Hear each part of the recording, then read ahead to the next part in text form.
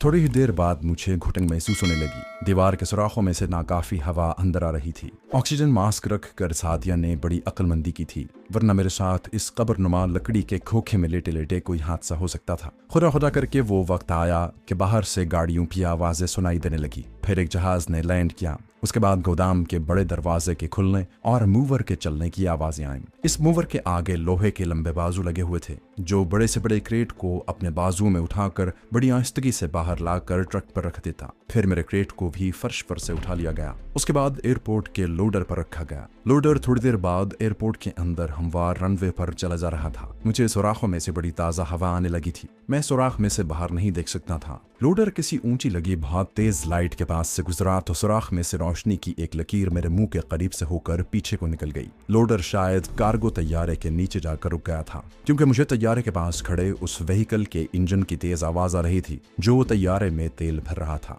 दूसरे क्रेटों के साथ मेरे क्रेट को भी लोहे की एक चौड़ी बेल्ट पर रख दिया गया, जिस पर मैं एक झटके के साथ गिरा था और लोहे की बेल्ट के स्प्रिंग और चादर की आवाजें बुलंद हुई थी। मुझे धचका लगा और अगर मैं हुक्कों को न पकड़ता तो यकीनन मेरा सर ऊपर क्रेट की छत से टकरा जाता। उस बेल्ट पर मेरा क्रेट देर तक पड़ा रहा, जहां तक कि मुझे सुराख में से सुबह की फीकी फीकी हल्की नीली रोशनी आती दिखाई दी। सुबह हो रही थी। क्रेट के ताबूत में एक गर्मी बढ़ रही थी। मैं ज्यादा हरकत भी नहीं कर सकता था कि कहीं आवाज पैदा न हो और बाहर किसी को शक न पड़ जाए। मैंने सिर्फ इतना ही किया कि ऑक्सीजन मास्क मुंह से लगा लिया। मेरी टांगें अकड़ने लगी। मैंने सोचा अभी से ये हाल है तो आगे क्या होगा। अभी तो 10-12 घंटों का सफर दरपेश है। मैंने अपने मकसद की अजमत को याद करते हुए अपने अज़्म और हौसले को बुलंद रखा और आंखें बंद कर ली। आखिर वो घड़ी भी आ गई जब मुझे भी दूसरे सामान के साथ कार्गो तैयारे के लगेज चैम्बर में रख दिया गया। इसका सबूत मुझे इस बात से मिला कि चैम्बर का निचला दरवाजा एक खास आवाज के साथ बंद होकर खुद ब खुद लॉक हो गया था। लॉक लगने की धीमी सी क्लिक की आवाज भी मैंने साफ सुनी थी।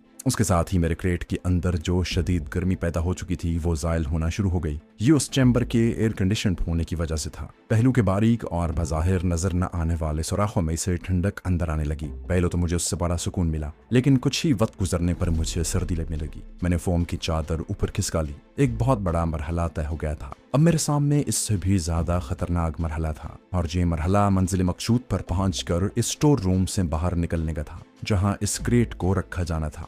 मुझे हिदायत की गई थी कि फरार होने से पहले मैं क्रेट को आग लगा दूं। ये आग ऑक्सीजन मास्क की मदद से बड़ी आसानी से भड़काई जा सकती थी। अब मुझे जहाज के टेक ऑफ करने का इंतजार था। सबसे पहले तो तेल भरने वाला इंजन बंद हुआ और पंपिंग मोटर वहां से हटा दी गई। उसके कुछ देर बाद जहाज को टो किया जाने लगा। मैंने खुदा का शुक्र अदा किया कि अब मुझे वहां से कम से कम कोई नहीं पकड़ सकता। अपनी नई मंजिल मेरे सामने थी। जहाज का रुख जब सीधा हुआ तो उसका एक इंजन स्टार्ट हो गया और उसने अपने तौर पर रनवे की तरफ चलना शुरू कर दिया। फिर वो रनवे पर एक जगह पहुंचकर रुक गया और उसके जेट इंजन एक के बाद दीगरे गरज उठे। जहाज हिलने लगा। मैंने क्रेट के अंदर लेटे लेटे साइड्स की हुक्कों को मजबूती से पकड़ लिया। जहाज रनवे पर दौड़ने लगा। उसकी रफ्तार तेज से तेजतर होती चली गई।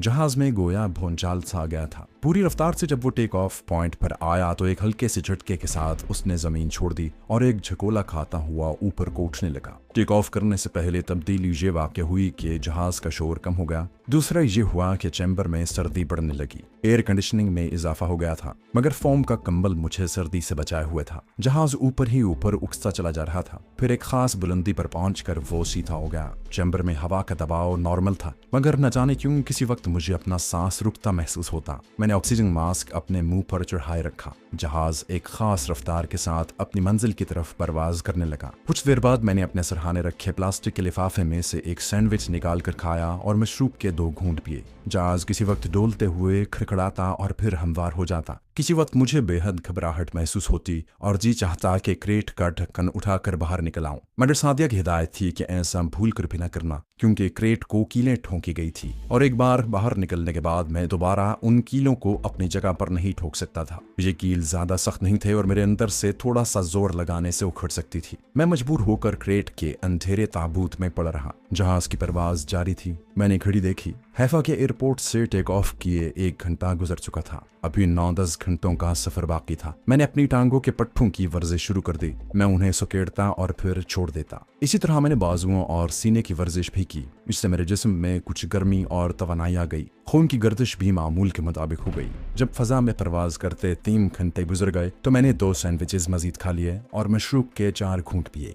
अब मैंने आंखें बंद करके सोने की कोशिश की, क्योंकि क्रेट में एक मुर्दे की तरह सीधे लेटे रहने की अजियत से सिर्फ इसी तरह से किसी हद तक निजात मिल सकती थी। लेकिन खुदा जाने नींद कहाँ गायब थी। उसके बावजूद मैंने कोशिश जारी रखी और हैरानी की बात है कि मुझे नींद आ गई, इसलिए कि मैं सारी रात से जाग रहा था। कुछ सैंडविचेस का भी खुमार था। पहले मुझ पर गुनूद की सितारी होने लगी, फिर मेरे हलक से 2-1 बार हल्के से खराटों की आवाज निकली जो मैंने खुद भी सुनी। एक बार चौंक कर जागा और फिर कोई होश न रहा। जब आंख खुली तो जहाज गोता खा रहा था। वो एक तरफ को झुका हुआ था और मैं लुढ़क कर दाएं जाने प्लेट की दीवार से टकरा रहा था। मैंने जल्दी से हुक को पकड़ लिया। मेरे मुंह पर से ऑक्सीजन मास्क हट गया था। जहाज बुलंदी कम कर रहा था। वो एकदम से नीचे जाता और फिर अपने आप को सीधा करके तैरने लगता। इसी तरह जब वो काफी नीचे आ गया तो मुझे एक जोरदार शोर सुनाई दिया। ये जहाज के पहियों के खुलने की आवाज थी। मैंने खुदा का शुक्र अदा किया कि मेरा अजाब खत्म हो रहा है। जहाज बिल्कुल सीधा होकर आगे से थोड़ा थोड़ा ऊपर उठने लगा। फिर एक ऐसा धमाका हुआ कि मैं क्रेट के अंदर उछल गया और मेरा सर ढकने की दीवार से जा टकराया। जहाज के पहिए रनवे के साथ लगकर एक बार ऊपर को उछले और दोबारा नीचे आकर लगे। लगेज चैम्बर में उसकी वजह से जोरदार धमाका सा सुनाई देने लगा। जहाज ने रनवे पर दौड़ते दौड़ते अपनी रफ्तार कम कर दी। उसके जेट इंजन बंद हो चुके थे। अब वो रनवे पर धीमी चाल चलता 2-3 मोड़ घूमने के बाद एक जगह पहुंचकर रुका। मैंने अपनी कलाई की घड़ी देखी। उस वक्त दोपहर के 5:10 हुए थे। चैम्बर का एयर कंडीशनर अगरचे बंद हो चुका था, मगर सर्दी से मेरे दांत बज रहे थे। उस चैम्बर में खुराक वगैरह के क्रेट भरे थे, शायद इसलिए उसे कुछ ज्यादा ही ठंडा किया गया था। कुछ सोने से भी दौरान खून कम हो गया था। मैंने फोम का कंबल ऊपर कर लिया। मेरे घुटने लकड़ी के मालूम हो रहे थे, पांव जैसे सूज गए थे। बाजुओं को मैं फिर हिलाता जुलाता रहा था, मगर टांगों को मैं ज्यादा नहीं हिला सकता था। तैयारे के सारे इंजन खामोश थे। अब कुछ लोगों की आवाजें और दूर से किसी वैगन के इंजन की आवाज सुनाई थी। सामान ले जाने वाली गाड़ियां आकर तैयारे के पास रुक गईं। चैम्बर का दरवाजा खुलने की आवाज आई। फिर दूसरे सामान और क्रेटों के साथ उस क्रेट को भी नीचे उतार दिया गया जिसमें मैं बंद था। मैंने अपने जिस्म को बिल्कुल साकित कर लिया और दोनों तरफ की हुक्कों को मजबूती से पकड़ लिया ताकि हिलाने जुलाने से आवाज पैदा ना हो।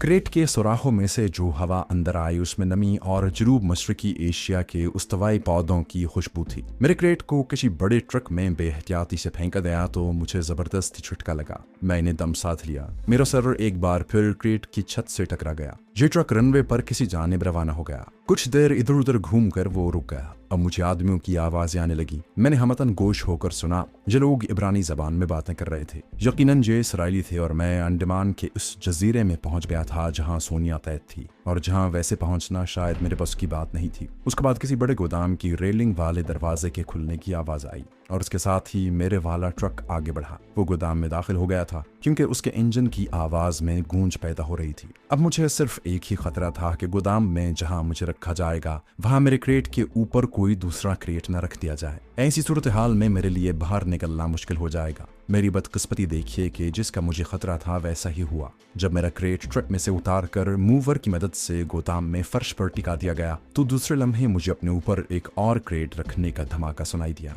मेरा दिल डूब सा गया। न सिर्फ ये बल्कि उसके ऊपर एक और क्रेट रखने की आवाज सुनाई दी। मैंने मायूसी से आंखें बंद कर ली। अब मैंने ये दुआ मांगनी शुरू कर दी कि मेरे दाएं बाएं क्रेट न हो। फिर तो मेरे लिए बाहर निकलना नामुमकिन था। मुझे कोई अंदाजा न हो सका कि बाहर क्या हो रहा है। ट्रक चला गया। मजदूरों की आवाजें भी दूर होते होते गायब हो गई। उसके बाद गोदाम के रेलिंग वाले बड़े गेट के जोर से बंद होने की आवाज आई। मैंने खुदा का शुक्र अदा किया। अब मैं गोदाम में अकेला था और बाहर निकलने के लिए अपनी कोशिशें शुरू कर सकता था। सबसे पहले मैंने क्रेट की छत पर उंगली से ठोका। आवाज भारी थी जिसका मतलब ये था कि मेरे ऊपर भी क्रेट रखे गए थे। मैंने दाएं जानिब क्रेट की लकड़ी की दीवार उंगली से बजाई। उस तरफ से भी भारी और बोझल आवाज आई। मेरी दाएं जानिब भी क्रेट रखे थे। अब उम्मीद की एक ही किरण थी। मैंने धड़कते हुए दिल के साथ बाएं जानिब वाली दीवार पर ठोक दिया। आवाज कदरे खोखली थी। मैंने खुदा का शुक्र अदा किया। कम से कम एक पहलू खाली था। अब सवाल ये पैदा हुआ कि मैं कीलें उखाड़ कर क्रेट से बाहर कैसे निकलूं। मेरे पास कोई औजार भी नहीं था। इस बात का सादिया को भी ख्याल नहीं आया था कि अगर मैं दूसरे सामान के नीचे बंद हो गया तो क्या करूंगा। बहरहाल मैंने कोशिश शुरू कर दी।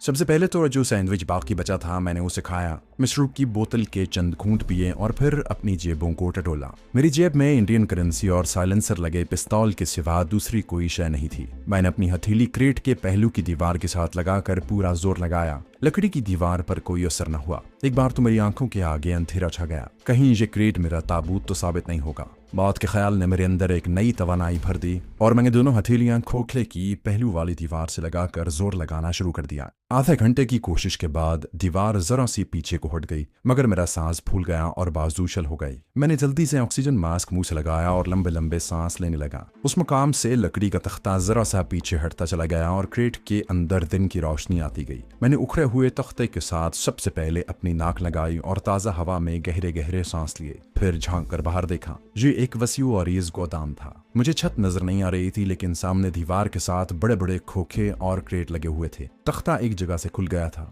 अब उसे अलग करना ज्यादा मुश्किल काम नहीं था। उसे उखाड़ने में मजीद 15-20 मिनट लग गए। तख्ते में जो कील थे उनका रुख मेरी तरफ था। मैंने तख्ते को दरमियान में से हथेली का जोर लगाकर बाहर गिरा दिया। उसके फर्श पर गिरने से हल्की सी आवाज पैदा हुई। मैंने फौरन गर्दन निकाल कर बाहर देखा। गोदाम खाली था, वहां कोई इंसान नहीं था। मैंने सबसे पहले क्रेट में से अपनी टांगे बाहर निकाल कर फर्श से लगाई तो मुझे ऐसे लगा जैसे मैं खड़ा नहीं हो सकूंगा। मैंने टांगों को 2-3 बार आगे पीछे किया और फिर क्रेट से बाहर निकल आया। निकलते ही मैं फर्श पर बैठ गया। मेरे घुटने दर्द कर रहे थे और पांव जैसे सूज गए थे। मैं बैठे बैठे उनको हाथों से मलने लगा। उनमें खून की गर्दिश तेज हुई तो पांव में जान आ गई। मैंने सामान के बड़े बड़े खोखों की ओट से गोदाम के बड़े गेट की तरफ देखा। गेट बंद था। छत काफी ऊंची थी। छत के साथ दीवार पर रोशनदान बने थे, जिनमें से गुरूब होते सूरज की फीकी फीकी रोशनी अंदर आ रही थी। मैंने जल्दी से ऑक्सीजन मास्क बाहर निकाल लिया। मेरे सरहाने एक लाइटर भी रख दिया गया था ताकि वहां से फरार होते वक्त मैं अपने क्रेट को आग लगा सकूं।